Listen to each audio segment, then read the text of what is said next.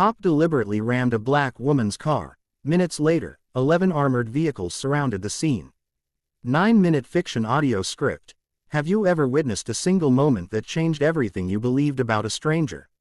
On a rainy Tuesday afternoon in downtown Atlanta, traffic crawled through busy intersections as people hurried home. Horns echoed, windshield wipers moved back and forth, and nobody expected history to unfold in the middle of an ordinary street. Danielle Brooks, a 34-year-old black woman, was driving home after spending the morning delivering meals to elderly veterans. It wasn't her job. She volunteered every week because years earlier, when her own grandmother had lived alone, strangers had shown her family incredible kindness. Danielle believed that if someone helped another person today, tomorrow would somehow become brighter for everyone. As she approached a busy intersection, flashing police lights suddenly appeared behind her. She calmly slowed her car and pulled toward the shoulder. Before she could completely stop, another police cruiser approached from an angle. Then, bang! The patrol vehicle slammed into the rear side of Danielle's car. Her vehicle spun halfway across the road before stopping against the curb. People screamed. Drivers jumped from their cars. Several witnesses immediately began recording with their phones. Danielle sat frozen. The airbags had deployed. Her hands trembled as she whispered, "Please, let everyone be okay." The officer stepped out quickly. His face showed frustration more than concern. "Stay in the vehicle," he shouted. Confused, Danielle nodded without arguing. She kept both hands visible on the steering wheel. Inside the damaged vehicle, she noticed something heartbreaking. A meal container she had been delivering had burst open. Soup slowly spilled across the passenger seat. The veteran was waiting for lunch, she quietly whispered. Instead of thinking about her damaged car, Danielle worried about the elderly man who hadn't eaten yet.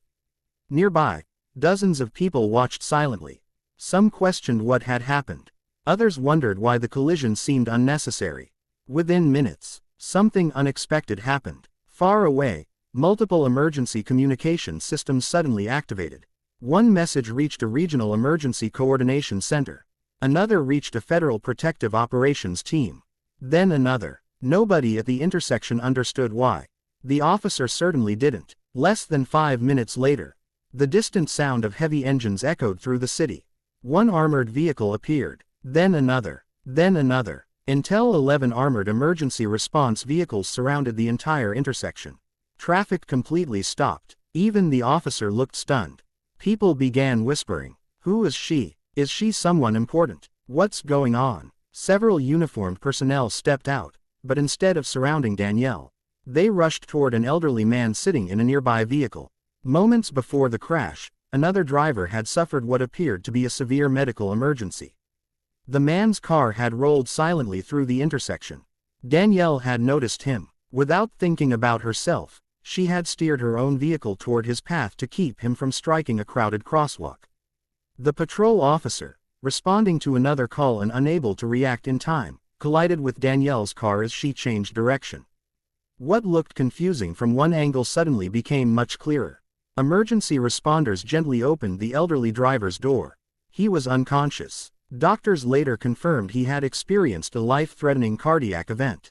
If his vehicle had continued forward, it could have entered the crowded sidewalk where families waited for the crossing signal. Dozens of lives might have been at risk. The armored vehicles hadn't arrived because of Danielle. They had been dispatched as part of a coordinated emergency response to protect the scene, assist specialized medical teams, and safely manage the major incident after multiple alerts were triggered. The crowd slowly realized something remarkable. Danielle hadn't acted recklessly. She had acted courageously, even while injured herself. Her first question remained the same. "Is the older gentleman all right?" One paramedic smiled. "He has a pulse because precious seconds weren't lost." Tears filled Danielle's eyes. "Thank God." The officer stood quietly nearby. His expression had completely changed. Watching witnesses replay their videos, investigators pieced together the timeline frame by frame. Every second mattered. Danielle's split-second decision had redirected danger away from innocent pedestrians. The collision itself was now understood as part of a chaotic emergency rather than the whole story. Hours later, the officer walked toward Danielle. He removed his hat. "I'm sorry for how everything unfolded," he said sincerely. I judged the situation before I understood it. Danielle looked at him for a long moment. She could have answered with anger. Nobody would have blamed her. Instead, she simply smiled. We all make decisions with the information we have. What matters is what we do after we learn the truth. The officer nodded quietly. I'll remember that. News of the event spread across television stations, newspapers, and social media. People weren't talking about damaged vehicles anymore. They were talking about compassion. About courage. About choosing humanity over assumptions. Weeks later, the elderly man Danielle had unknowingly saved finally recovered.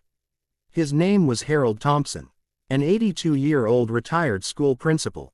He asked to meet the woman who had protected him. When they met, Harold struggled to stand. With tears in his eyes, he hugged Danielle. My grandchildren still have their grandfather because of you. Danielle smiled. I simply did what anyone should do.